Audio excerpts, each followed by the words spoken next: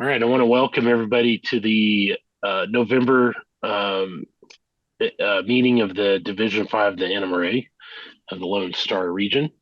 And we have a great clinician tonight, as we do last few, well, as we do always. So can't wait to get to that. So I want to make a couple announcements. Dan Schuler is the president of the Abilene Model Railroad Society of Model Railroaders, and he sent me a open house. They're going to have an open house on December 9th and 10th.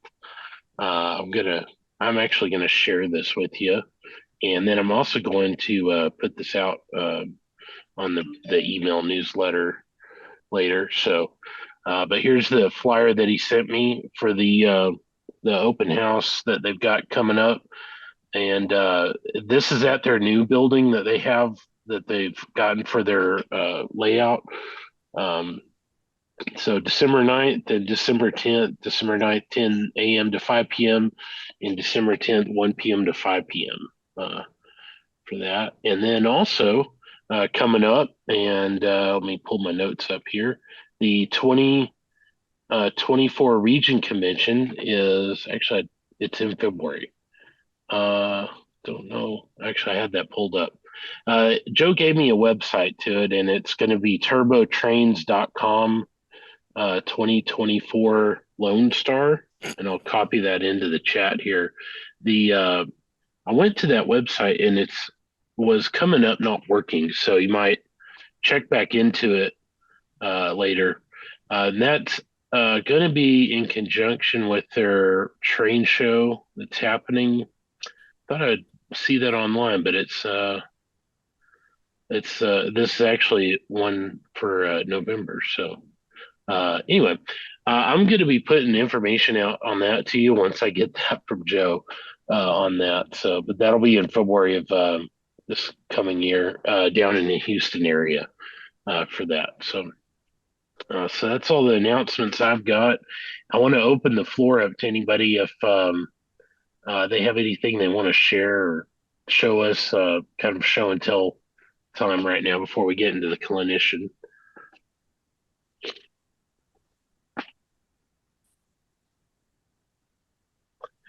Anybody has anything, just raise your hand or speak up.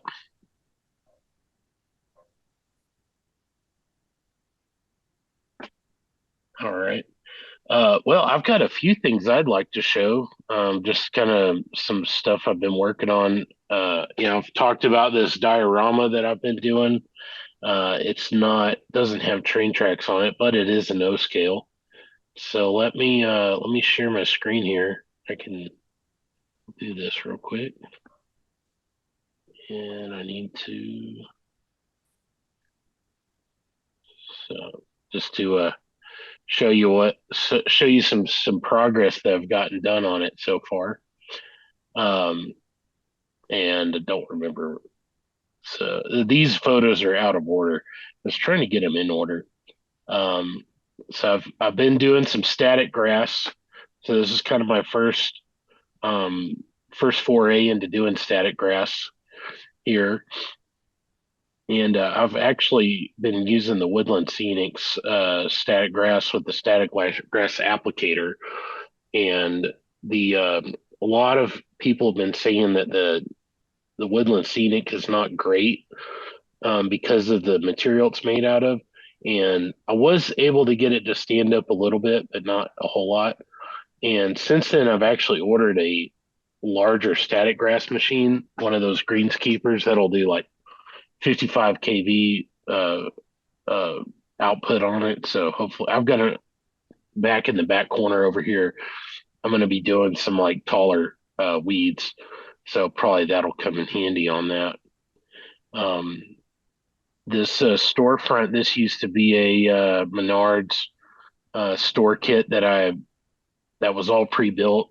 I didn't like the way it looked, so I ripped it all out, put all these little windows in storefront, built that out of styrene there. So I've got those all glued in and trimmed out. Been working on lighting lately. So this is one of the little O-scale houses, and I'm using the Woodland Scenics Just Plug system. Mainly using it just for speed, and it's a little pricey, I think, for what it is. I can definitely buy the components cheaper and do it, but it's more of a time.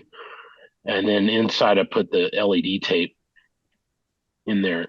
When I did this, I actually put the tape on the wrong side of the building, so I put it on the back side, not the front side. I didn't realize that till I had it all done. Someone added it on the front side too, and that's just all going to be plugged into a 12 volt some power supply source in there. Uh, and then there's it, one of the little stick-on lights falling down. These things actually were white, so I went through and painted them black just to kind of try to hide them a little bit. Um, and I've got a little bit of foundation issues right there. I need to try to do some light blocking on for that. But overall, I think, and then the part of that house, all the other two houses I have, I actually painted them black inside. And so this is what happens when you don't paint them black. They kind of glow right there. So I went there and actually painted that black in there with the paint. And this is where that storefront building goes. Behind here, I did grout and started with unsanded grout, and I actually mixed some sand in it to get some texture. Otherwise, I spread this before on another spot, and it was just absolutely smooth. So I put a little sand in there to texturize it, and I just got some regular like bag Quikrete sand, but then I sifted it because it's got some real big aggregate in there. Um, and that I think that turned out well. I just took a picture of this, and I don't know if it'll upload yet or not. Um, if it Rugs, can you doesn't, hear me? yeah, I This is can. this is Dennis Rice. I came up with an idea. I haven't tried it yet, but what if you took Mod Podge, well, for a starter, around the base of your house, you put wrap it in cellophane, and then you all around the base, both inside and outside, you put Mod Podge down, and then you not or see Mod. I'm thinking of that. I'm saying Mod Podge is the glue, right? Yeah, Okay, it's a I'm in. PVA glue. Yeah, I'm wrong there. The stuff that's kind of uh,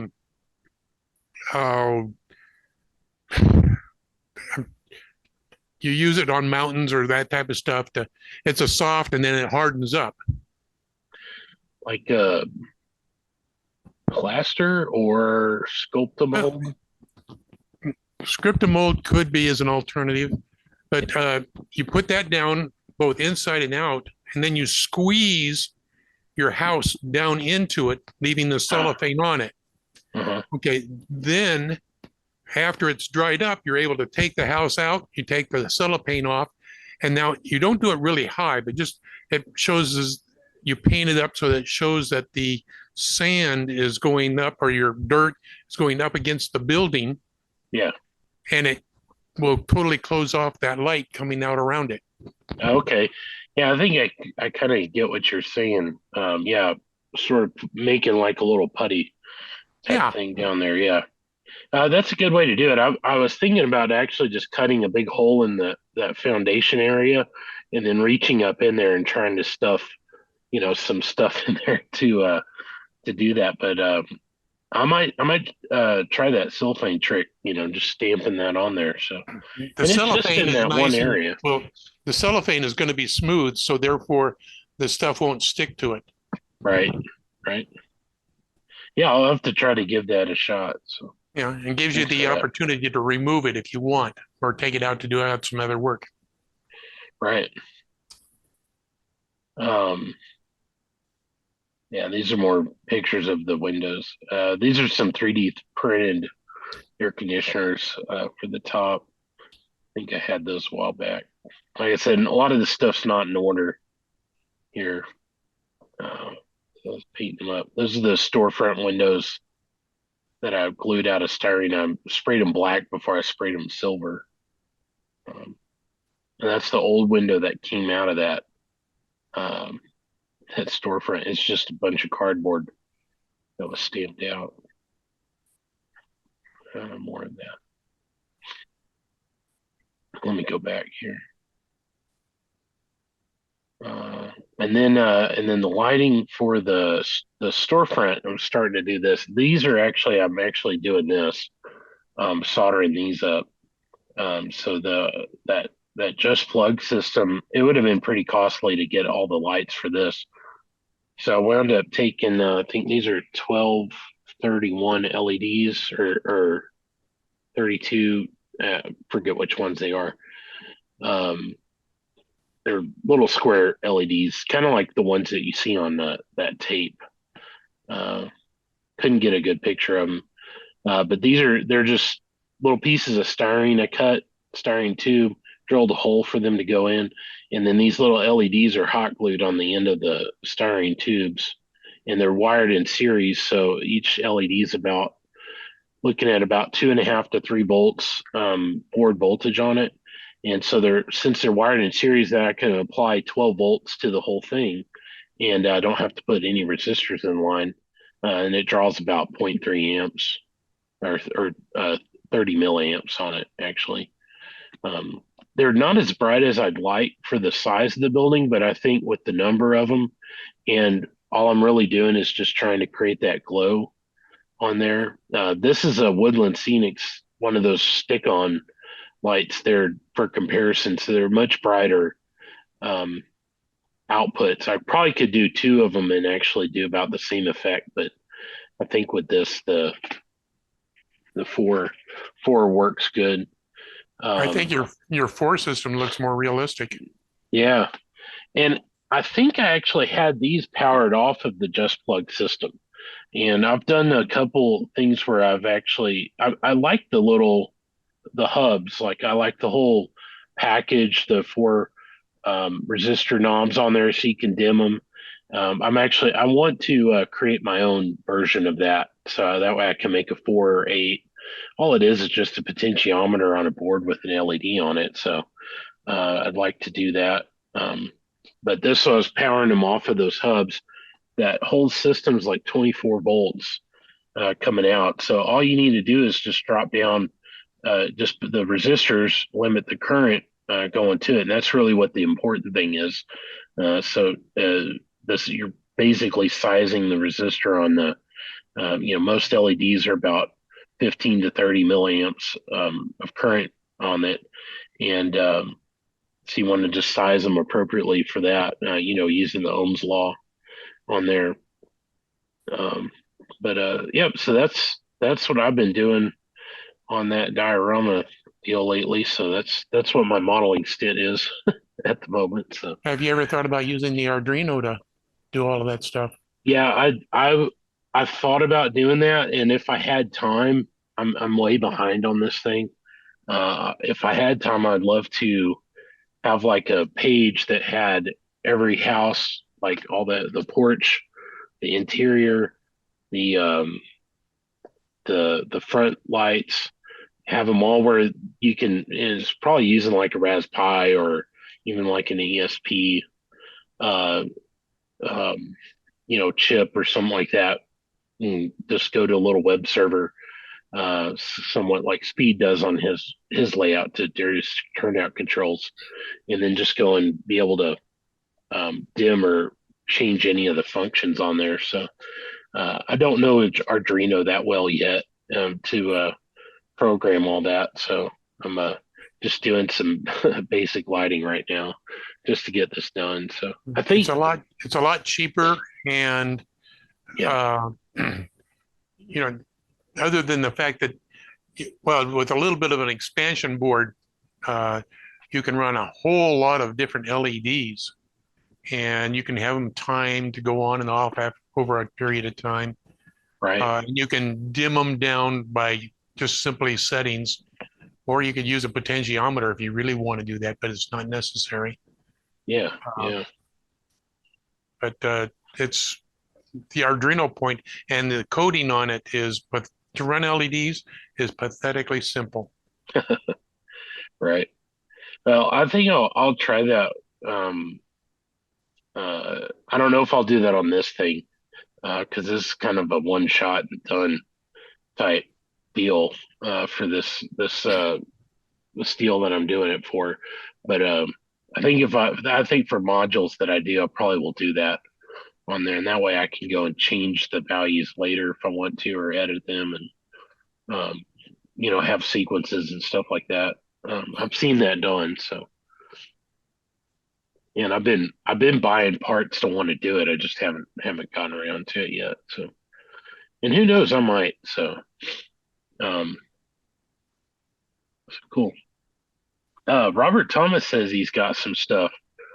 So if Robert, you're there, um, I'll let you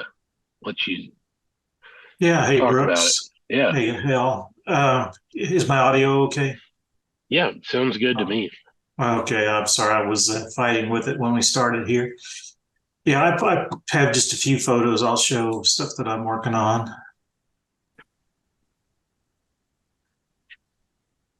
Is that coming through? It should in a minute. Yep, there it is. Okay. Uh, so just a few things I've been working on. I have uh, this layout that I'm working on that is a kind of a like a modular freelance project that I'm calling the Wichita and Northwestern. Set in the 1980s. So I've been looking for some cars that I can put on there. This is a roundhouse kit that you can, buy and put together. It's like 4 or 5 parts is all. I'm looking at, how well can you weather these and make them look realistic. So I've uh, done a few cars like this, and you can see, with a little bit of weathering and work, they can turn into a decent looking car. Uh, Another example that I picked for this is now, I guess, out of production, the Exact Rail uh, put out this opera window center beam flat car. And this is a nicer car, it has a lot of detail and, under the car details, even you can see hanging down there. And I've been working on, watching some weathering videos and looking at techniques, and have this one, I think, to where I like it. You know, uh, with some chipping effects and things, it turned into, I think, a decent car here. A lot of, the rub marks from the loads that would be on there shown. And then, for the freelance project, I've been printing my own decals. I've built up a number of these are ActiRail, 3-bay hoppers here.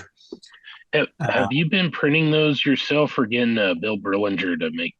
The black ones I print myself on decal paper. The white ones, Bill has printed a set for me that I use on 2 or 3 kind Okay. of applications. So if the car's red or white, I use the white decals, and these hoppers. Obviously, you can Yeah. use the black ones. Yeah, because he can. It's easy to. It's hard to print white. Is the he's Right. got And the I've looked he's got into the way to some. do it. I've looked into some white printer cartridges, but I haven't found anything that will work with my printer. But Right. these turn out pretty decent. The black Yeah. ones you can print yourself here, Do you and have to? Sorry. Do you have to cut the film like the decal film? You have to cut around, um, like where the printing is. You trim that decal film after you put that on, right? Or is it yeah, cut them? it's I trim, for example, around this round herald. I would trim it just as close as I can to the Right. the black outer Okay. border when I put it on. Yeah. I've been using this in addition to the gloss, putting gloss coat on, put the decal on, gloss coat it. I've been using this VMS matte finish that you spray with the airbrush, and Oh it yeah. really does a nice job of hiding the edge of the decal. So I don't know if it Spray zooms the. in whenever I zoom in, but Yeah. the edge around the letters here where I've cut out, you can't hardly see the edge using that stuff. Yeah. That's one reason that I asked because I can't really tell that it looks painted on to me. Yeah, that stuff is really really been a godsend for me. I use it all the time now when I'm finishing up cars. Are you spraying that on the whole car or just like where you do the decaling? No, I'm doing a matte coat over the whole car, sometimes a Okay. couple coats. It goes on, you're using an airbrush so you can control, put it on in, kind of Yeah. thin coats Yeah. so it doesn't pool up or anything. Yeah, and and here's those cars posed on the diorama. So, coming along, I've got, I think coming up on 2 dozen cars for this switching layout or, modular set. Plan to build some Fremo modules for this Nice. switching layout. So that's coming along. And then my, kind of 1920s era, my home layout, the Crawford and Cherokee. I've been working on these tank cars, these riveted tank cars, and the same thing. If you look at the two on the middle and the right, they use that dull coat, that VMS dull coat on it, and it does a really nice job giving the car a matte coat compared to this one on the left that had not been painted yet. And so, a little bit of weathering on these, just spraying over some rust and gray colors, just turns them into not heavily weathered, but much more realistic look than coming out of the box. Yeah. And this is a photo on the Crawford and Cherokee layout. And then the last thing that I was going to show is I've been working on for that layout. There's a branch line that goes to what's called the Lightning Creek Mine, which was in southeast Kansas back in the day. And this is a 1880s era depot, of course, repainted for later years, but in Waco, Missouri. I don't know if you can make out the sign on there, Waco, Missouri. I've been scratch Nice. building this guy, something at least similar, a reasonable facsimile of that. And it's coming along here. I've got it put together over the weekend and got a foundation on it. I'll plan it, and put some ramps and things. And I got some of those laser cut shingles to put on there. A few reef details. And Don has inspired me to work on some interior for this guy. So I'm going to try to make like the counter and a few interior details. I have one of those LED lit potbelly stoves from Mini Prince. Put something like that in there. Give it a little bit of interior. Don tells me I need to do that if I'm going to take stuff to a meet somewhere. But It definitely would add some points there for you. yeah, so that's coming along. That's a nice small scratch build. Drew that up from the picture and the floor plan that I found online. But I'll stop there. That's just a few things I've been working on since the last time we got together. Cool. Nice. Looking forward to seeing that interior when you get it done. Cool. Anybody got anything else before we jump into the clinician? All right. Well, all right. Well, we'll if you got anything you want to add later, we can do that afterwards. So I want to welcome Riley Triggs as our clinician tonight. He's the publications chair of the NMRA. So he's the one that's been responsible, along with some other people, to bring the NMRA magazine into the digital 21st century by bringing it digital to all of us.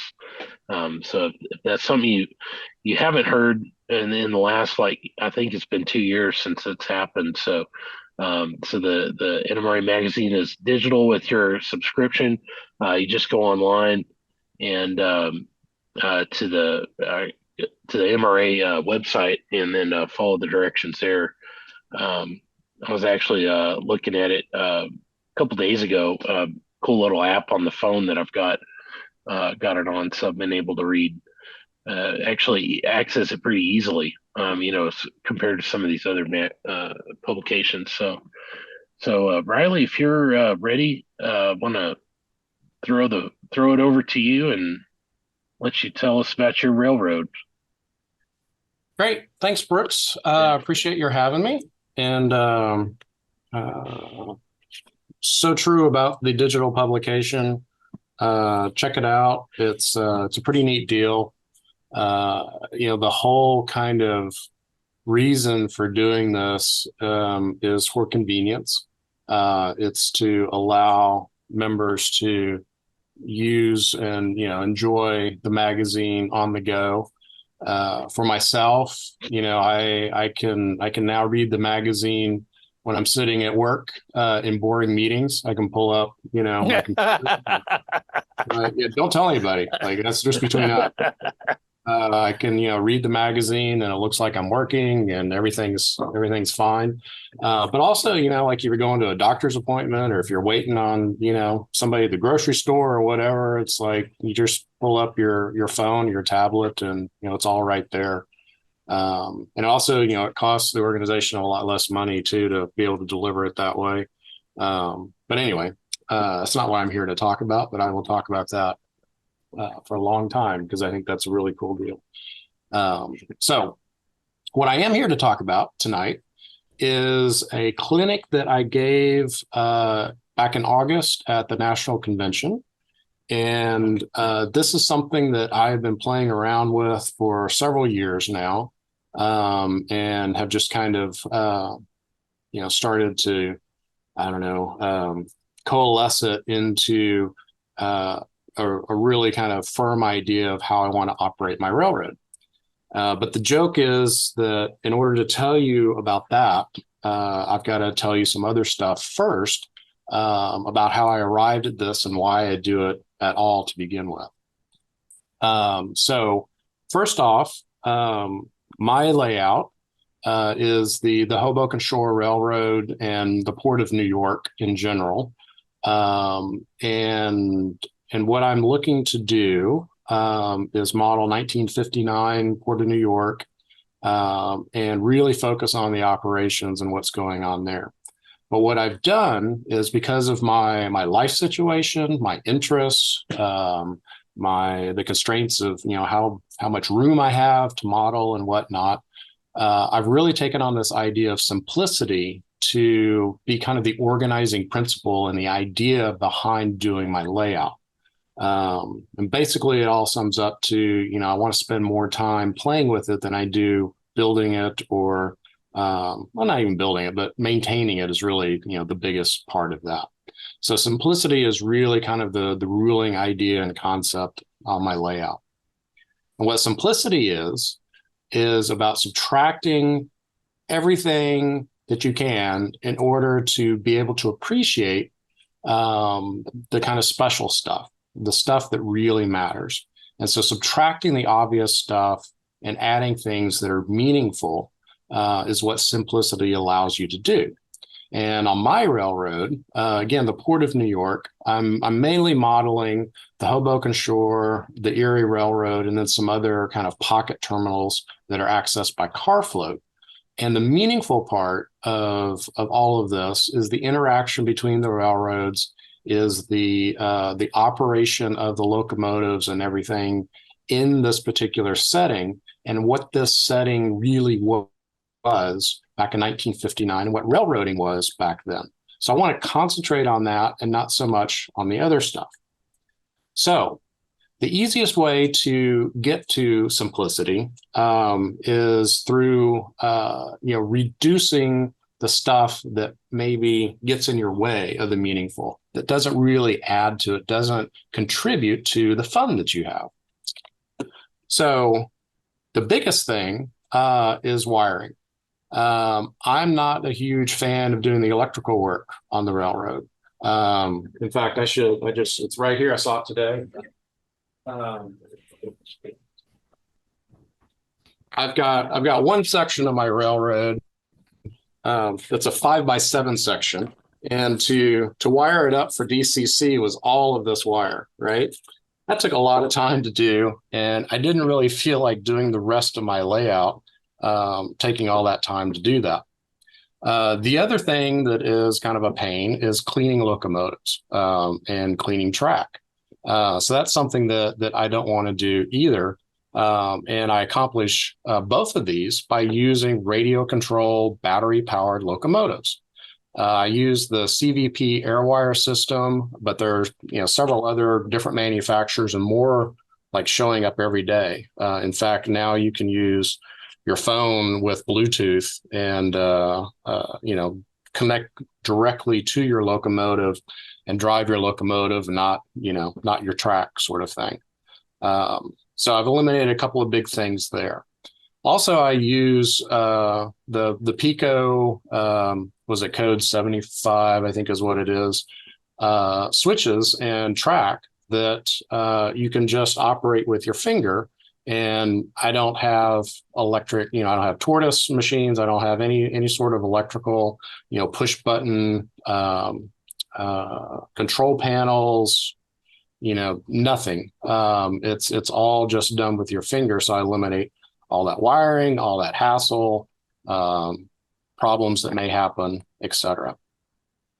I also model something that doesn't require a CTC panel, which are incredibly fun to operate, incredibly expensive to buy and or build, but also just like very complicated. And it takes a lot to do this. If you all have ever been involved in a railroad that uses this system. And so I've just said, no, I'm going to model something that doesn't require this in order to model it prototypically.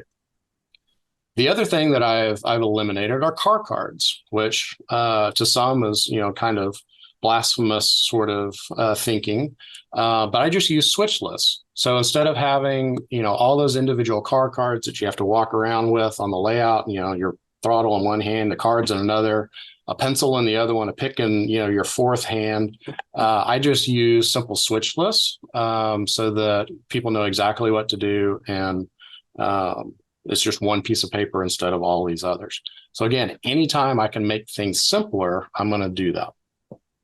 So the layout itself is about operating railroads in 1959 in the Port of New York.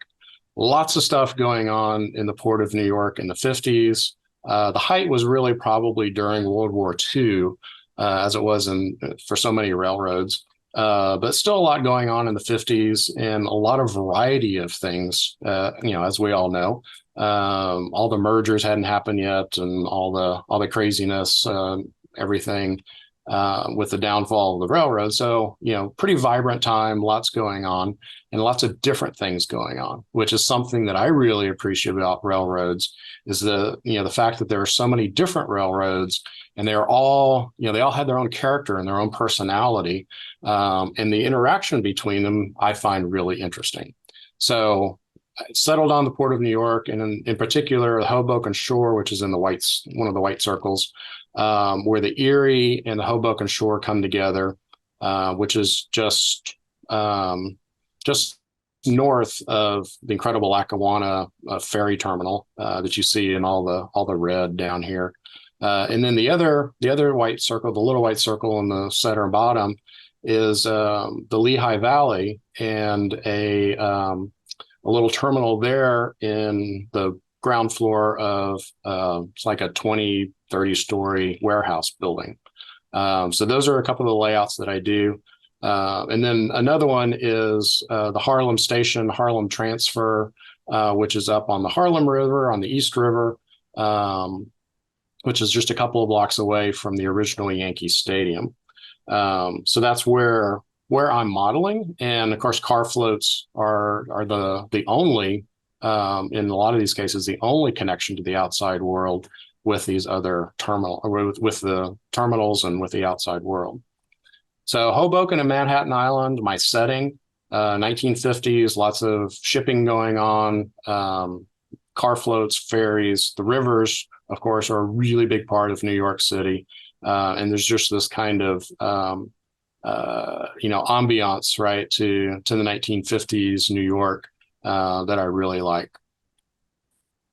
So when I was looking for this prototype to satisfy, my interest in railroading and kind of life in general, I started thinking about, what was it that I wanted to do? And one of the top things was I wanted to model an entire railroad. I had good experiences with other layouts that were trying to do transcontinental railroads in one room. That's okay, but not my thing. I'm more interested in, like, how does the whole thing work, and how how can I see how every part of a railroad works, not just like a particular slice of it. I also like lots of switching. I want, a lot of bang for my buck, a lot of play time, as it were, for the effort that I put into building something. So an industrial layout kind of makes sense.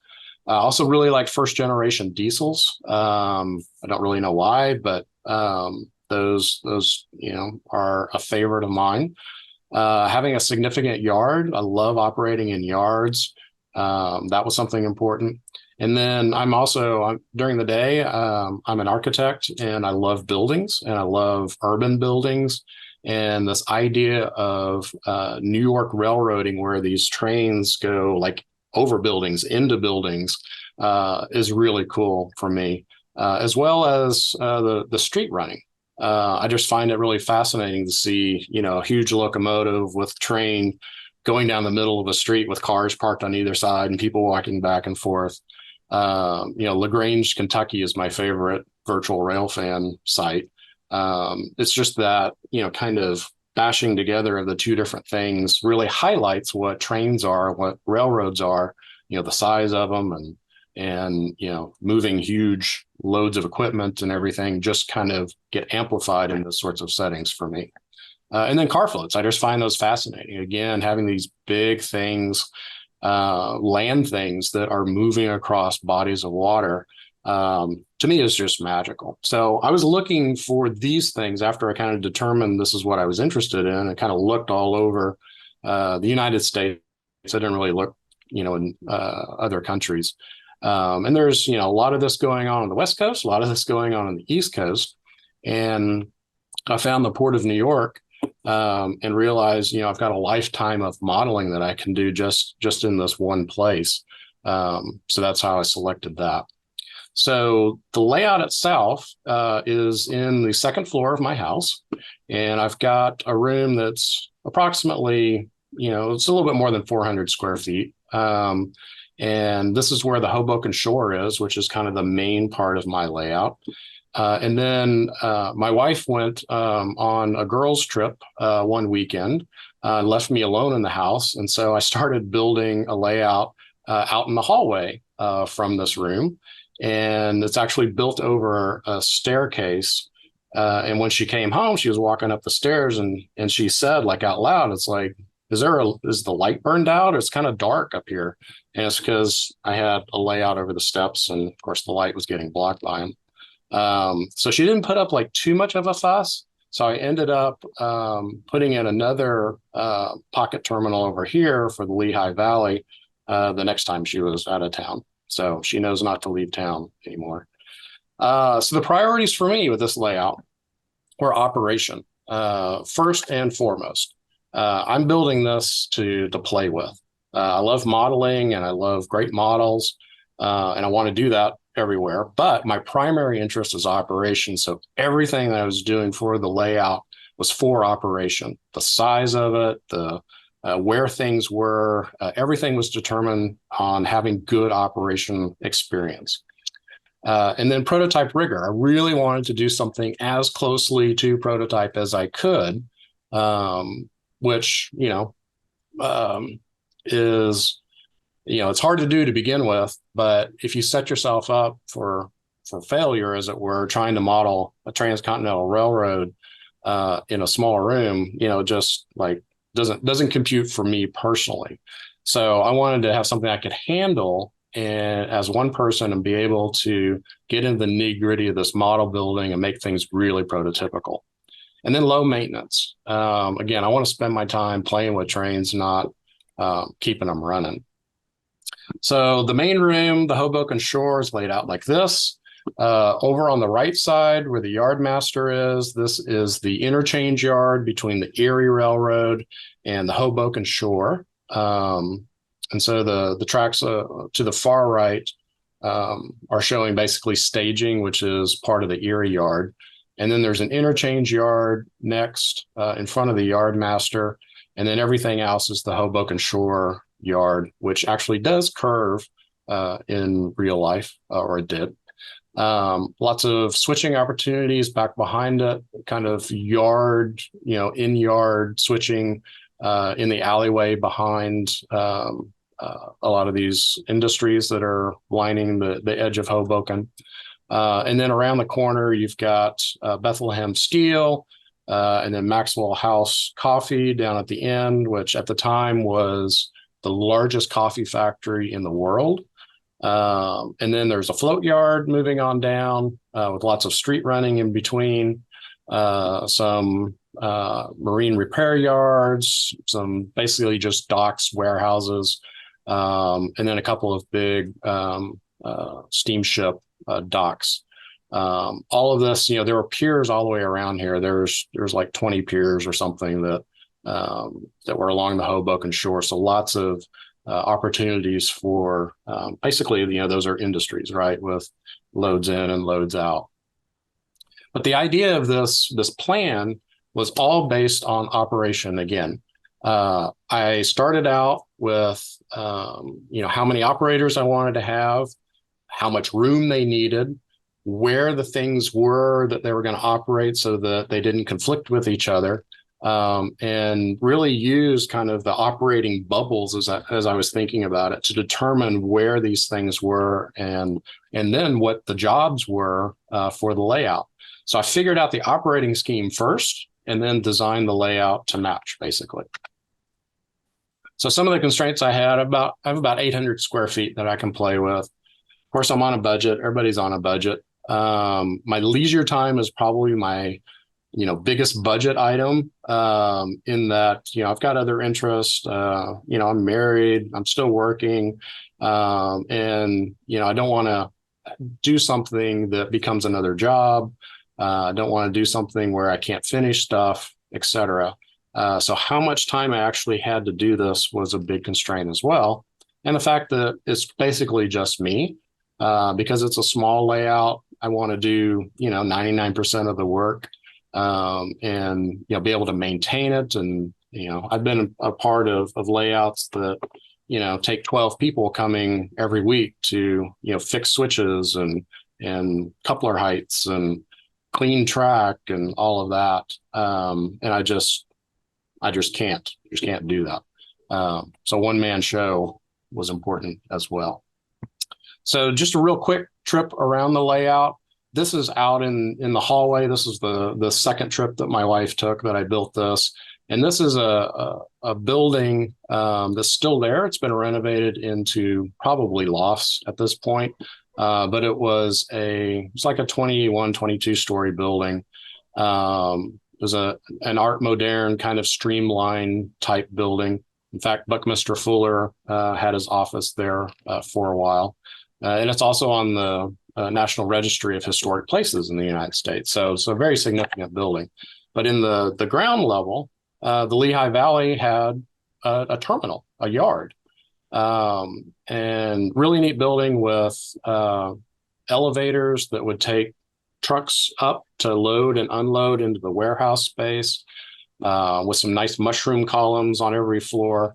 So this is going to be really interesting to try to figure out how to model this and still be able to reach in and operate and see things. But anyway, so just a little kind of switching puzzle. But this is Mike Barrett, who's operating, and this is like his favorite spot now. He'll go out there for a couple hours, like 2.5 hours out of, a 3-hour session ish, and spend all of his time just switching this. I've got a car float that has, can't remember how many spots it has. It's like 12, holds 12 cars, something like that. Just getting those off and getting the other ones on takes that long, and he's a happy camper. The other one out there is the Harlem station, which is at 149th Street, 150th Street, right across from Harlem in the Bronx. And this is the one that's just a couple of blocks away from the original Yankee Stadium. And this is a very easy all trailing point switching situation. Got a small car float that holds 6 cars. This one, what I do is I flip it twice during a session. So the operator does the first round. I restage it with another car float with new cars, and then they go the rest of the session doing that. But David loves this one. He always wants to operate this. And it's a good one for beginners because it is pretty straightforward in all trailing point switches.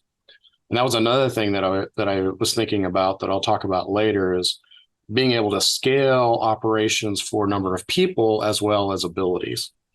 So anyway, this is the main room, the Hoboken Shore and the Erie connection over here on the right. This is the interchange yard. This is the yard master's desk, which has ballast on it right now. I'm getting ready to ballast the yard. And then the whole Hoboken Shore yard here with the industries behind. This is the Lipton Tea building. It's about a 14-story building that's also been converted into lofts at this point. Yeah, and then you come around and this is Bethlehem Steel, which is a neat little operating area. Again, the schedule and the locations were all worked out so that there weren't any conflicts. So I have basically 2 crews that go out and operate the Hoboken Shore. And there's a total of 4 jobs to do. So each one of them gets 2 jobs during a session if they get to it. But the idea is that they're on opposite sides of the room and then they flip-flop and are still on opposite sides of the room. So there's no personal elbow room conflict there. But Bethlehem Steel was a pretty major complex. It was a shipbuilding location and piers that came off here. There's also Sea Train where those piers would come out several feet. I haven't modeled them obviously because of the aisle, but lots of activity and just a little space there too. Then this is the Maxwell House Coffee complex. Again, another huge complex. And then moving down, street running into the car float area. And can't remember if I've got another. No, you can see everything here. Go around the bend into the dock area. The dock job is my favorite job on the railroad. It has some interesting kind of operational qualities where there's a USDA inspection point for fruits and vegetables coming from South America that get inspected before they actually go out. And so there's a little bit of the job where the cars have to be spotted. They get re-iced there as well as inspected, and it takes 20 minutes. So I've got a little 20-minute timer that the person hits once they place it. They go off, they do more work, the timer goes off, and then they can come back and swap for the next couple of cars, which makes for kind of an interesting strategy to figure out how you're going to do all your work with that. And I think it's the most popular job on the layout. But the emphasis that I like to place, and I think a lot of people do, on their railroading interests is with the locomotives. And the 44 tonner is one of my favorites. Those first generation diesels where they're still trying to figure out stuff. The fact that this was sized according to labor laws is really interesting. Under 45 tons, you only needed 1 person to operate it.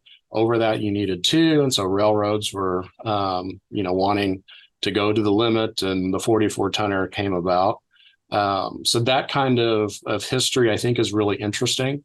Plus, I just like the paint scheme. The green and white, I think, is neat. I grew up an Oakland A's fan, just heard that they were probably moving to Las Vegas, which hurts my heart. But anyway, the locomotive is really kind of at the center of our activities as operators anyway. And I want to place that emphasis on really like moving this locomotive around and doing a job. The Hoboken Shore had a neat little promotional piece where they titled it "The Power Behind the Shore Road." And you look at it and you go, oh, well, they're talking about the locomotives, locomotive power, obviously. But then you kind of look at it and you go, well, wait, they got all those people there. Maybe they're actually talking about the power is in the people, right? That the people who are running the railroad is really the power of their business and of their success and all of that. So I think this is a neat kind of encapsulation and also kind of gave me the idea of all of this, that, it's the union of person and locomotive. And it's what we do as modelers when we're operating. We run the train. We're the engineer. We're the conductor. We're the people, right, that are doing these jobs. And it all kind of rotates around, revolves around the locomotive. But the people are, the big part of it. This is a staff photo of the Hoboken Shore. This was probably their entire set of employees at the time. But you look at these guys, and this was taken. Can't remember when this was taken. I think this was taken in the 50s. But lots of different people. They all have their own stories. They all have their own background. They've got their own personalities. All of that. And that became of interest to me as well, that modeling the people and what you do, the actions, is really what we're doing when we operate. It's not just, moving, cars around, banging cars around. It's no, we're actually kind of simulating what it was like to operate these things as people. So then I operated up at Jim Sinisi's Kansas City terminal up in Tulsa. One of the most fun operating sessions I've ever had. I've been there, I don't know, 3 times maybe now. Absolutely love it. Go if you can. There's another meet in March, I think it's in March, up in Tulsa. Highly recommend going to Jim's layout. Lots of other good layouts in Tulsa too. But if you've never been there, what Jim does, he models the people of the railroads as well. So the Kansas City terminal had, I don't know, 5 different railroads, 6 different railroads coming into it.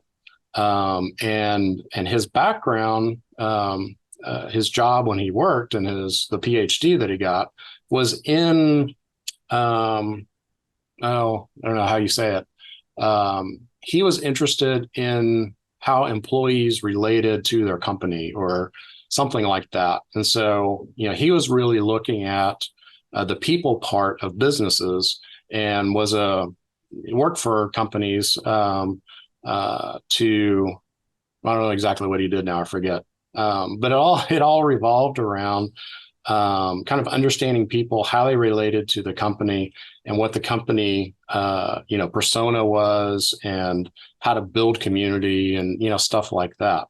So on his railroad, with all these different railroads coming into the Kansas City terminal, what he did is he provides you a packet of information at the beginning of the session for each railroad. So there are 2-man crews generally. You get a little FedEx envelope that you open up, and you get your instructions. And so it tells you, what you're going to be working on, and what kind of your order of things are, and what you're going to be doing. But it also tells you how to do it. He describes what the kind of typical employee of those railroads were like during the time that he models. So, for instance, the Kansas City. No, wait, what was it? Now I forget. One of the railroads was kind of on the verge of bankruptcy at the time, and the time that he models is only a couple of months before they get bought by another company, by another railroad, and so morale on that railroad was just in the dumps. And so on your instruction sheet, it says, the employees, bad morale, that sort of stuff. But the kind of consequences of it were that they didn't want to give nor receive any help from any of the other railroads. They weren't really interested in talking to you to begin with. Basically just a bunch of, jerks, right, out on the line, just barely doing their job because they don't care at this point. In contrast, the Santa Fe crews, their description was, very professional, very neat in appearance, willing to help anybody out, willing to accept help, just whatever they can do to make everybody's life better. And they were just, great people to work with. Right. So the first time I was there, it was me and Tom Pearson who were operating, and so we were wearing golf shirts, and so we like buttoned all the way up to the top, stood up straight throughout the entire session. We're very nice to everybody, offered to help. It's like, can we do something for you? Like, would it make it easier if we did this or whatever? And so everybody was kind of playing their role. And at the end of a session, you have a debrief and you try to guess like what's in the other person's packet, right? That we're telling them, what they were, how they were supposed to be and how they're supposed to treat people, et cetera. So this idea of, hey, we can model the people. We can model like a big part of what a railroad is. And that stuck with me as well.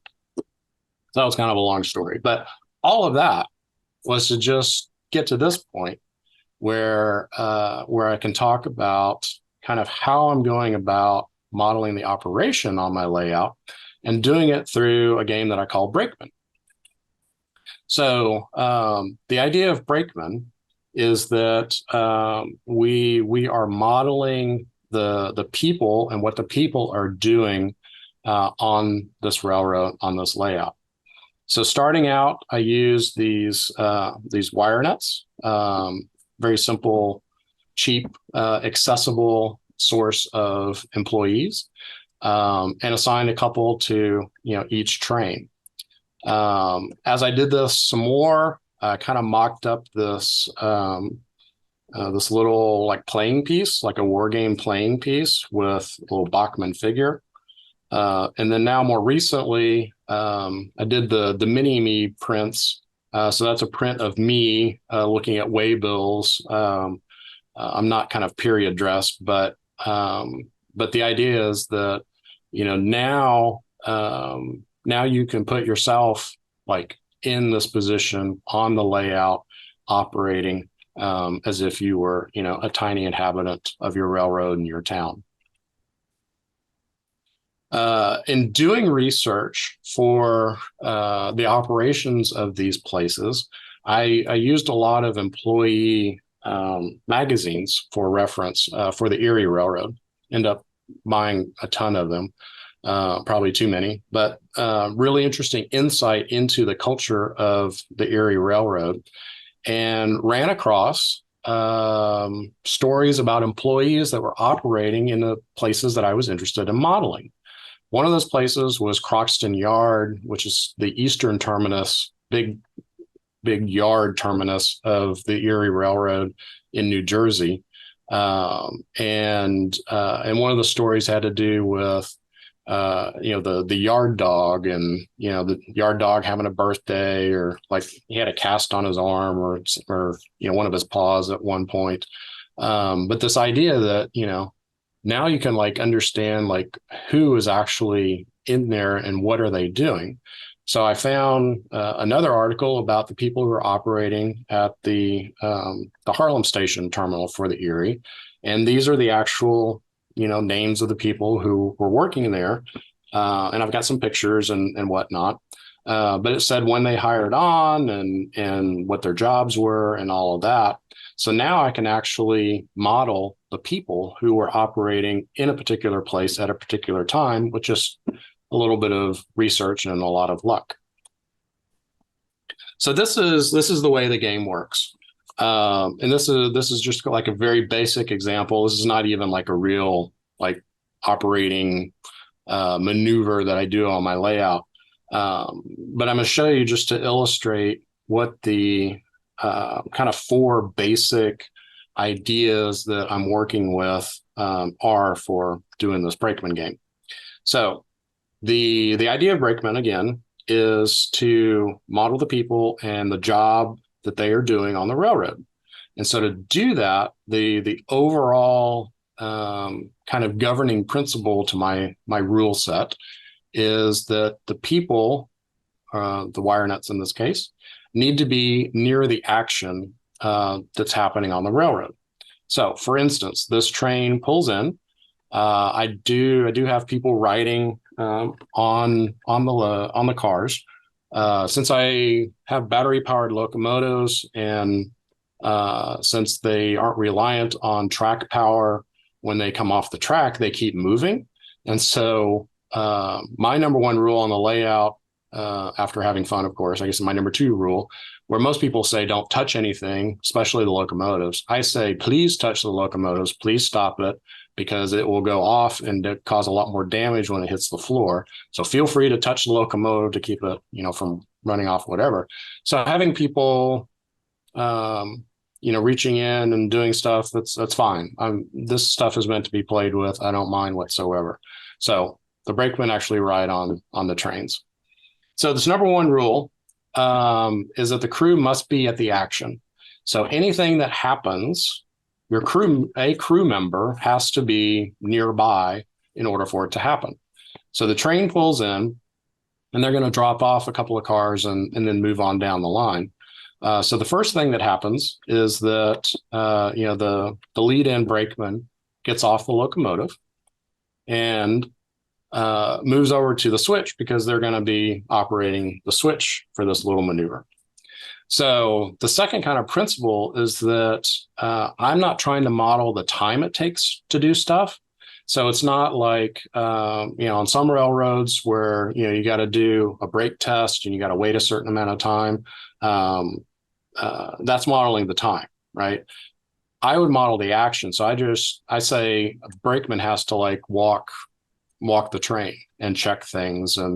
But again, it's not about the time, it's about the action. So it's kind of a subtle difference. But again, it's for modeling the people who are doing the activity. So the person gets to the switch, they operate the switch, train moves forward. The other brakeman, I guess he could have gotten off already. But the train pulls forward, the switch is thrown again by the guy who's already on the ground. And then the train moves back. Again, the brakeman's riding along. Brakeman gets down onto the ground because I'm going to uncouple car. So the idea with this, again, is not that things are exact or perfect or anything. It's just about being in the area.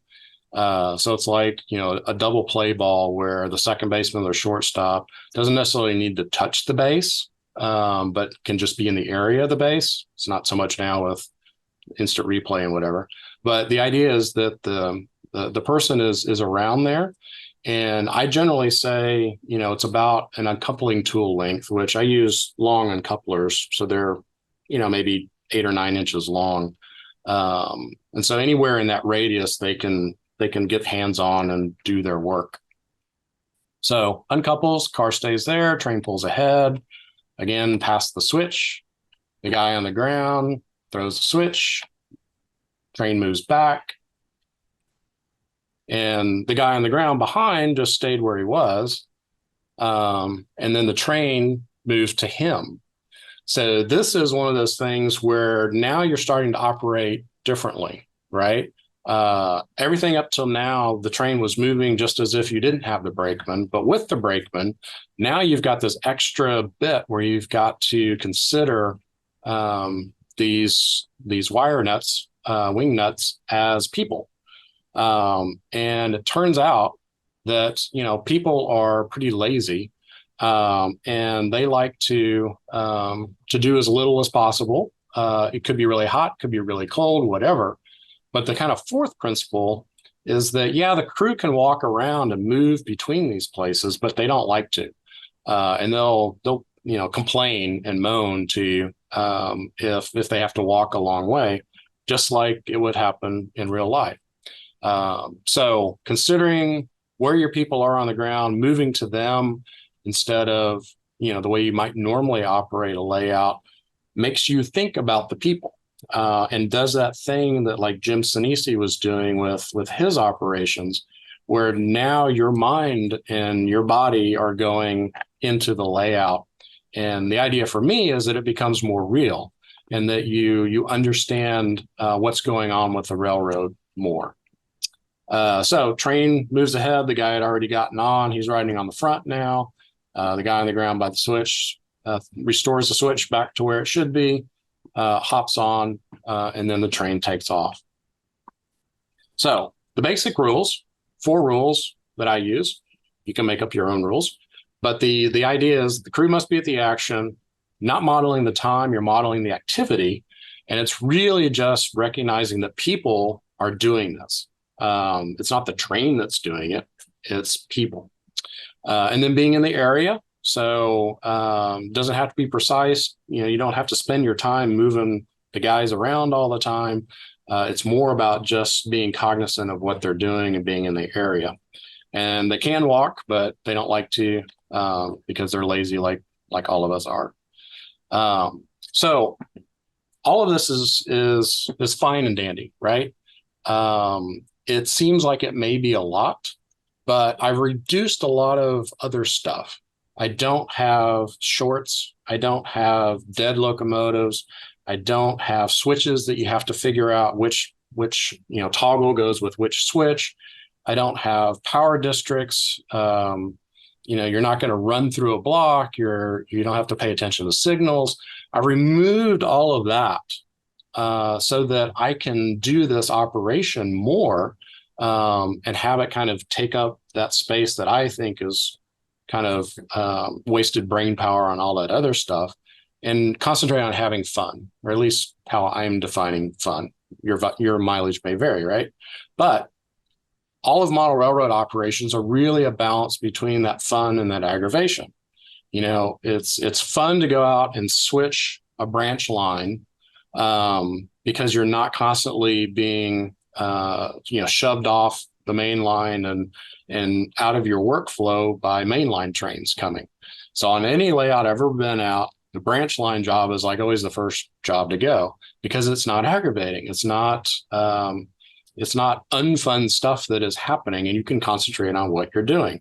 So it's all about finding that balance. And when you find the balance between kind of challenging, meaningful, those become fun jobs and fun layouts, and eliminating as much aggravation as possible of like bumping into people while you're trying to operate, or you can't reach stuff, or, all these things that really get in the way of having fun are taken out of the way so that you can have fun, by my definition, by operating prototypically.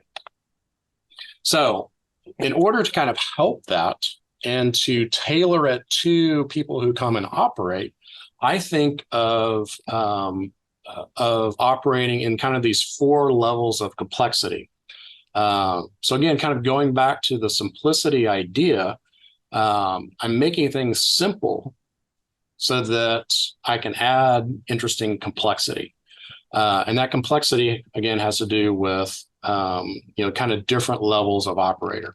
So, and these can all happen during the same session. So I don't have to do anything different. I can match people with jobs to begin with, which helps a little bit, but also everybody gets to choose like how they want to operate.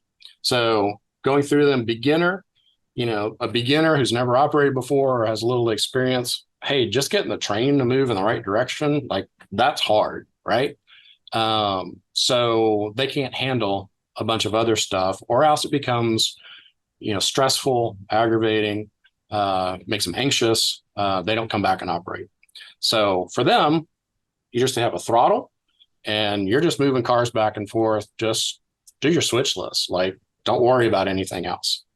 Now, if you're a sophomore, then you start to add in some of the fun things like blowing the horn for crossings, operate at prototypical speeds, things like that. The intermediate level, this is kind of the breaking point with a lot of people. And people I've had come over, will complain about the momentum for a few sessions, and then they get it, and then they stop complaining. But it's just, having that locomotive and having to actually operate it more conscientiously comes about from having that momentum, because now it's got mass. Now you've got to think about what you're doing, not just turning it on and off or different directions. Now it's like actually moving real stuff and having to consider that. So it becomes a little bit more complex. And then the expert, that's when you get timetable and train order operations. And then the brakeman game, where now you can start to model the people instead of just the trains. So going back to this idea about simplicity is about subtracting the obvious and adding the meaningful. I want people to get to the meaningful as quickly as possible, have it be immediate, and have that be the thing. I want to have nice models so they're immersed in the setting, and I want to take away all those extraneous things, dirty track and shorts and whatever, by everything that I've done on the layout, so that the meaningful thing about connecting to your locomotive, about connecting to the operations and what's going on in the scene and how things are happening, to me, it becomes the meaningful thing and is really what I'm trying to model. The kind of big part of that is that, and this is something that, all of our modeling is geared towards. So I'm gearing my operations towards this. And that's where we're trying to convey the characteristics and kind of the charisma of a certain place, of a certain railroad, of a certain time. That's kind of the fun thing about modeling, right? You make a lot of decisions based on those things. And I want the operations to be the same thing. So it just so happens that the Hoboken Shore is where they filmed the movie On the Waterfront with Marlon Brando and Carl Malden, and Eve Saint, can't remember her last name. Wonderful movie if you've never seen it. Very intense, very gritty. Yves Saint Marie. Yves Saint Marie, thank you. I want to say St. Clair, but I knew that wasn't right. So in the 50s, along the waterfront, Hoboken Shore is where they film this very violent, very intense scene of the longshoremen and the mafia, the mob controlling who got to work, who didn't work, and everything was backed up by fists and everything. Marlon Brando was a boxer. So just, a very gritty, very hard life going on in this film right where the Hoboken Shore is. Kind of the opposite of the way most people model the 1950s where, hey, everything was great. And like, we want to be like this again. It wasn't like that everywhere. Certainly not in Hoboken. And just, as an example, during the 50s, the mayor owned the garbage company and got in a spat with somebody in the city and refused to pick up garbage one summer. And so there's just these mounds of garbage, and you can imagine what it's like in the summer and, New York with all this garbage. And there were bands of roving truant children that, were breaking windows and kicking people in the shin and, doing those sorts of things. And it was so bad that there was an ordinance that said you could not take photographs in the city. The mayor didn't want this getting out, that Hoboken was a horrible place, partially because of what he was doing. And the only pictures of the time, the pictures are kind of far and few between. But there was this one photo essay that a couple of photographers did where they went and they posed as newlyweds and went around taking pictures of themselves. And were stopped by cops and was like, hey, you can't take photos. And they're like, oh, we're just, we're on our honeymoon. We're taking pictures of ourselves. And the cops would go, okay, whatever. And so we have pictures of basically like bombed out buildings, crack houses and these real rough looking kids and everything, trash everywhere. So it was, it was a dystopian landscape. It was just the opposite of what we think about as the 50s. So, I got to figure out a way to like get that across. And what is it like operating a railroad in these conditions? So anyway, the kind of charismatic things that happen on this layout that show what it was like, just the day-to-day stuff, not necessarily all the dark and dirty stuff, but just what are the characteristics of the railroad's operations that made it unique. So just starting off, Something that I think would just be fantastic is riding a locomotive down a street. So, so the idea of having a little, game piece riding around on the train, that just helps kind of put you there, right? It just makes you think, hey, there's a guy riding on the train, and what would it be like going down the middle of the street? Anyway, I think that would be a lot of fun to do. And it is a big characteristic of this railroad because a lot of their tracks were just in the middle of the street. So very important to model this aspect in the operations. This was an industrial railroad. A lot of these industries had gates. And so, having your brakemen have to get off to open and close gates is kind of an important thing that characterizes what operations were like here. The tight confines, that's another thing that kind of comes into play when you're trying to reach in and whatnot, which, again, you're going to break some stuff, whatever. And then there are things that were very unique to this railroad. They didn't have a bona fide fueling station. They just had an old tank car that, one of their employees had, set up a little system where you could actually fuel the locomotives and whatnot. So fueling up your locomotive before you go out or when you come back in is something that kind of characterizes, again, what the layout is like or what the railroad was like, and having that brakeman get off and be at the point of the action just to emphasize that and make it real. Another thing that was interesting about the railroad is that there were these electric trucks that served the docks and early forklifts, as it were, loading and unloading these bulk goods. But what they would do is they would use these things all day, load them up on the train, take it back to the office or the yard, plug them in, charge them up overnight. And then the first thing next morning, they would distribute them about the docks. So a really interesting kind of operational element. But again, loading and unloading these trucks, your guys have to be on the ground in order for that to happen. They also carried sweepers around with them. A lot of the times, because of all the street running, stuff gets clogged in those rails, which is easy to do when you have asphalt or cobblestone or concrete. They would have these sweepers to keep that clear so that the trains wouldn't derail. So modeling kind of those operations and what you have to do is another opportunity for these brakemen. Loading up the C train or unloading the C train, that's another action that goes on this railroad.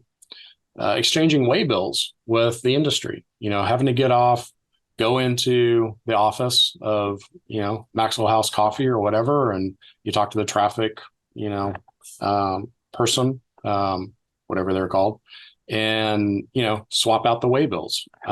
That's another possible action. The crane operator at the Harlem terminal, the Harlem station. This was a pretty big spot in this terminal. A lot of traffic. They had 3 tracks in here. They unloaded cranes and I'm trying to think of what else they had there. Anyway, there's a lot of big industrial stuff that went through this tiny yard, and loading and unloading those things, were important. There's also a scale track. One of the interesting operational elements of the Hoboken Shore was that silk from what they called the Orient then, now we call it Asia, made its way across the Pacific, to probably San Francisco, got on trains, went all the way across the continent, ended up at the Hoboken Shore Railroad. When it came in, they weighed it. And when it went out, they weighed it on the scale track, because at that time, silk was, like gold. It was very, very expensive, and they kept armed guards on it at night, anytime the train wasn't moving. And then, they then carted it across on a car float to Manhattan. to the garment district, where it was turned into, dresses and blouses and stockings and whatever. So this is a very unique component of what the Hoboken Shore did. And just having that little scale operation and your guy getting off and going to the scale house brings that a little bit closer to the operator. So there's a million of these things, right? There could be derails that get set and unset, and phone boxes to call the dispatcher, having fusees, or if there's water towers, if you have steamers, loading coal, if you're flagging crossings. All of this can be done with your brakeman. And the kind of sum total of all of this is that it slows down the operations. So a small layout can seem a lot bigger because it takes a lot of time to operate. And there's a lot more going on. And so kind of the density of fun of operating is pretty good. It's a high density for, just 2 or 3 hours operating session. So all these things, again, they add to kind of what is meaningful about a railroad, gets the kind of character of the railroad, makes your operators more considered when they're moving with momentum and having to have brakemen and all of that. So you're much more immersed in the operations of it. And it's less about, moving 1,000 cars during a session. It's about moving a handful of cars very deliberately and kind of learning about, what the layout is, what the railroad was while you're doing it. And it all comes back to, these guys that were operating and putting yourselves in this position by having those figures on the layout and doing all of these activities. So that's the brakeman game. If you want to look up and follow along my slow progress, you can find it at theponirailroad.blogspot.com. There's my email if you have any questions. I'm on Instagram, Facebook, etc. And the new NMRA Interchange, which is a what do you call it? Discord channel, has a bunch of channels in it. You can get a hold of me any way you want to. So that's how I play with my railroad. Cool. Thanks, Riley, for presenting that. Does anybody have any questions that they'd like to ask Riley?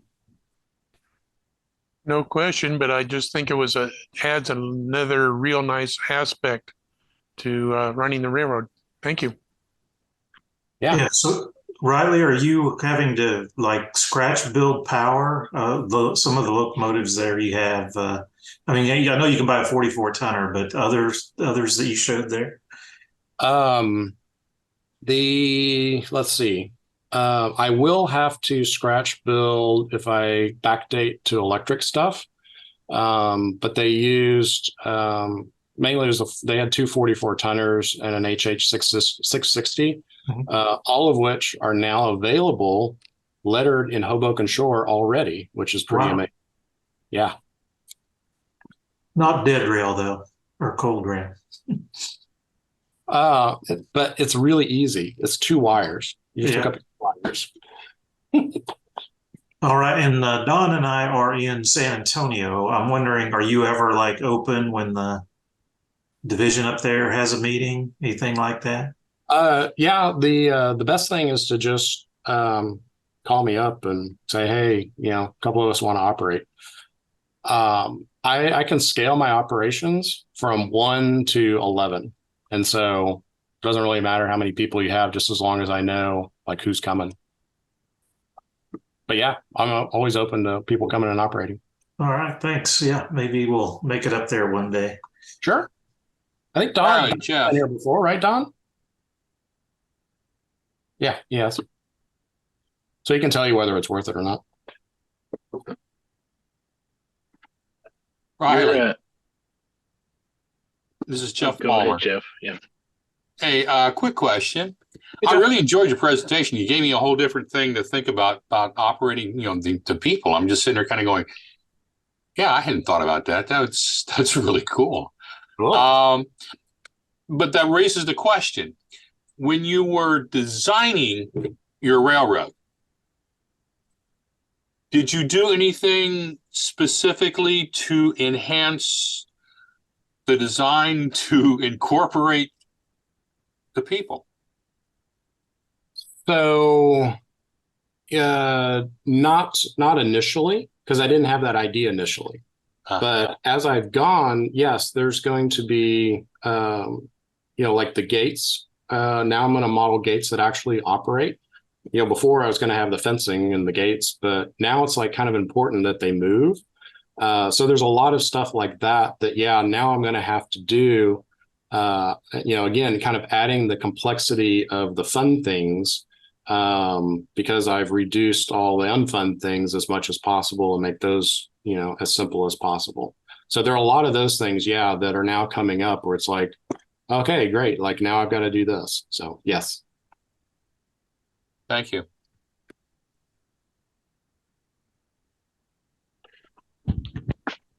Riley, how long do you get on a charge on your locomotives? I use what is it? It's an 850 milliamp battery from Dead Rail Installs. And in these 44 tonners with the sound going, operating the whole time, I've never had one die during a session. And my sessions, are generally around 3 hours. Maybe they can go to 4 hours. And so, it's 4 hours plus a little bit. I don't know exactly. But an operating session. Cool. I highly recommend it. It takes care of so many problems. What's the cost of like doing one of those battery installs compared to like a normal decoder? So you still have a normal decoder. You add on another chip, which is like $80. And then you need a throttle, which is it's a regular CVP wireless throttle. The new ones, these are new ones. Yeah, the T2300s, which, by the way, one of the reasons why I wanted to use CVP was because their throttles are really the best. These new ones have actual rheostats now, and you can operate them with one hand. And they've got an LED screen that gives you location and battery power and whatnot. But the throttles are 150, I think, and you need one for every locomotive you're operating at a time. You can change the settings and whatnot. Because I have so few locomotives, I just have one that's permanently assigned to each one, just because there's frequencies involved in the transmitter receiver setup. So it's basically $80, and then just having a throttle like you would have for a DCC setup. So it doesn't sound like it's as easy as just changing the address like on DCC. Well, you have to change two things. You have to change the frequency and the decoder address. Okay. So it's one more step, but it's, again, to make it as simple as possible for the operators, I just keep it assigned. And so if you switch locomotives, you switch throttles. Again, I don't have a whole bunch of locomotives, so it's not that big of a deal. If I had 100 locomotives, then I wouldn't do that. I would actually, switch frequencies. Right. Cool. But oh my God, like no track cleaning, no shorts, there's no dead spots, right? It runs all the time because it's always running on a capacitor, right? The battery. The programming and everything is the same because you're just using a regular decoder. It's just so much easier, I think. Riley, have you looked at the Bluenami as a combined with a battery so that you can eliminate the converter chip and just have a decoder and a battery? I know about them. I haven't actually gotten one or played with one. I would like to. The only thing is I want a real throttle. I don't want to operate with my phone because it's a touch screen and you can't, do it by feel. And so I don't like touch screens for stuff like that. So I would still want some sort of physical throttle. Now the proto throttles are amazing. And every few months I bug those guys, was it Iowa Scale Engineering? I say, when are you going to make this work on battery power? When are you going to make this work on battery power? So hopefully one of these days they're going to just get tired of that and they're going to make one do that. I was going to ask if you've looked into seeing if you could do that yet. I've Yeah. tried, but it's just not set up to do that yet. I imagine, if I got a friend who was really into electronics, maybe they could do something. But again, I want to keep it simple, so I haven't done that yet.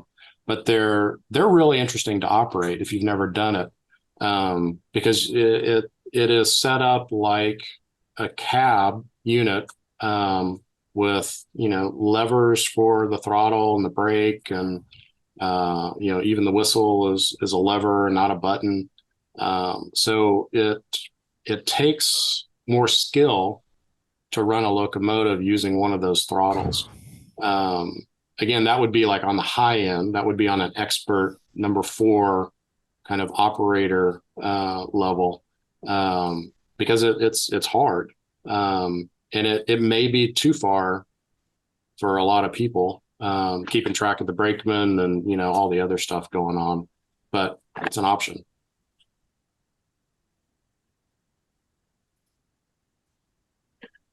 Yeah, I think all you would need really is just a module.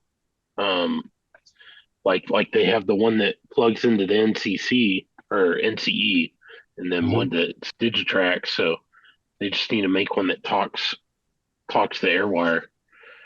Yep.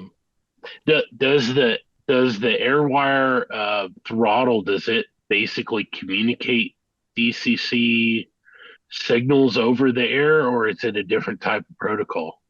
Yeah, it's well, I don't know what the protocol is between the transmitter and the receiver, but Right. you hook the decoder up to the receiver, and you have all of the same functions, and it's exactly the same to the operator with the throttle. So I don't know the actual protocol for the transmitting and receiving. Okay. But it's direct. It's Yeah. over the air. It's got a pretty good range. In fact, you're not supposed to get too close because I guess maybe the amplitude or whatever of the transmission. But it works from like all the way across my house, so it's got plenty of power. Right. Nice. Cool. Well, has anybody else got any more questions? I've got a statement. I was at the RSSI Railroad Show in Indianapolis, and this is the prototype, not the model. And I got to look at the very first battery-powered road locomotive, prototype road locomotive. And if you could feature Progress Rail bought out GE, and so it's a full-size GEVO, except it's battery-powered. And they showed they had one of the batteries laying there to look at. And I don't know how many of these batteries they've got in the locomotive, but this thing was about as big as a F-150 pickup. Wow. And about 2 feet thick. And I don't know how many of these things they've got. I just think that, I don't know, just my personal feeling is this is just not going to end well. If I expect to run full-size locomotive across the road on battery power. Well, they could just electrify it, like Well, this is what I'm, electric train. this is what I'm preparing for. I'm preparing for cannery type operation nationwide, and that's what we're working on. We would build the cannery towers is what we would do. And I've been working that direction for about 5 years, but I don't know. It's just unbelievable. And they had some of the gen sets, fully electrified gen sets. They're already operating those things, and the operational scheme is they're good for about 10 hours, and the other 14 hours they're on the charger. So Yeah, there's a reason why it hasn't caught on yet. Then that's the reason, right?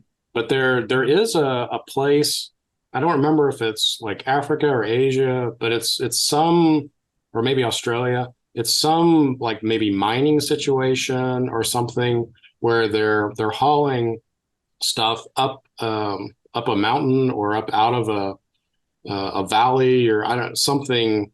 But it turns out that they use battery power on the way up, and then on the way back, it's all like dynamic brakes that's recharging the battery so that they can just keep going. And so this one particular railroad, it works out just perfect for them. It could be. I saw some pictures, and I know that Australia's looking at that. So it may be them, it may be Africa.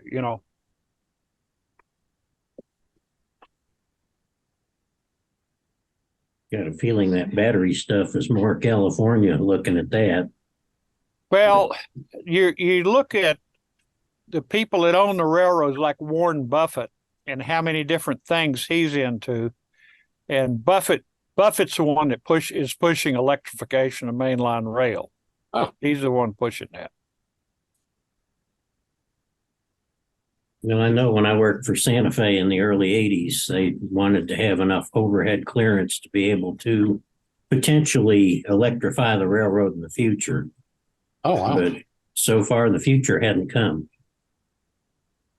No. Part of it's the wide open spaces and long distances.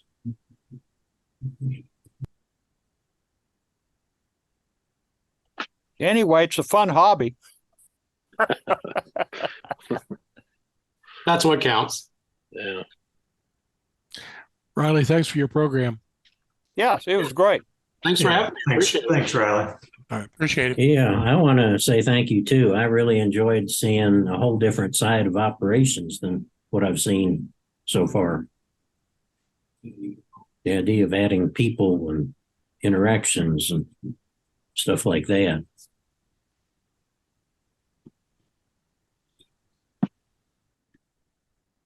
Well, Brooks, thank you for putting it on. Oh, you're welcome. Yeah, thanks for coming, and I want to thank Riley for presenting to us, taking time out of his night to do that, and I find this layout very fascinating. Hopefully, I can get down there to visit it sometime. And, well, y'all just get together and decide when you want to come and let me know. Yeah, It'll be a Division 5 operating. We'll have to do that. Well, with that, I think we'll draw the meeting to a close, and I want to thank everybody for joining with us tonight. And I've got for next month's meeting in December, I've got Gordy Robinson joining us, and it's not going to be on the third Monday of the month like we normally do. This time, it's to make it work with his schedule because he asked to do this for us. It's going to be on, I think it's December 10th. I don't have this on my calendar, actually. But let me go to the email that I put out because I did put it on there. Yeah, December 10th at 2 p.m. Eastern or Central Time. So that because he's like 6 hours ahead of us. He lives over in the UK area across the pond over there. So he hasn't. He tries to make it to a point to come to every meeting, or not every meeting, but he wants to join as many meetings for divisions as possible to make himself available to members. And so since ours is pretty late at night, it's like 2 or 3 a.m. over there for him, and so he asked to do it earlier. And so Which he would do, Brooks, but his wife is also right, 2 or 3 a.m. in the morning for her, and she won't let yeah, him. yep, yep. He's got to have a very very patient wife with the being the president. So I see everything he does, which I think he's doing great for the NMRA, really doing a lot of good stuff. So it'll be great to listen to him, and he does. I asked him to talk about his little 3D printed module that he brought over as well. So hopefully he'll show us that to keep us with the talking about modular railroading that I've been trying to do this year. So anyway, with that, and I'm gonna be putting out. Of course, I'll put this recording out on YouTube soon. I've got to edit the October meeting, so I'm gonna do that soon, get it posted up, and then I'll put this up to our YouTube channel and Division 5 YouTube channel. So if you just type in LSR uh, D5 or Div 5, I think DIB 5 should pop up there. And with that, we'll see you next month in December. Thanks, everybody.